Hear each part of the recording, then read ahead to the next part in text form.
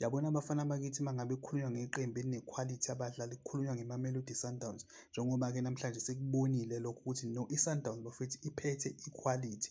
Sibonile-ke bafethu ukuqala oNtsiki, kuqala uMdonyela, abadlali abangajwayele ukudlala kodwa namhlanje badlale kahle kakhulu, badlale ngathi bajwayele nje kuwaqala amagemu.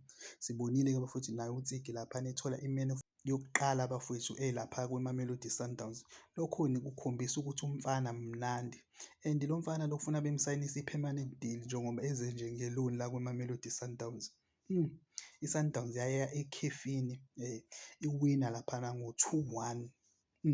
Hhayi bafana bakithi i-Sundowns inekhwalithi and sibonile-ke bafethu uKhadoso bafethu indlela bafethu akashintshe ngakhona ukuthi no, lo muntu lona uphethe ngempela ikhwalithi, umsebenzi wakhe ulula kakhulu njengoba nje sibonile-ke bafethu abadlali bengenile uMkwena bafethu oMrembula bafethu bangenile, uMdau bangena yabo and bonke la badlali engibabalayo bafike bashaya isipani yabo. So nje bafethu iMamelodi Sundowns hhayi bafana bakithi izokukhathaza ngekhwalithi.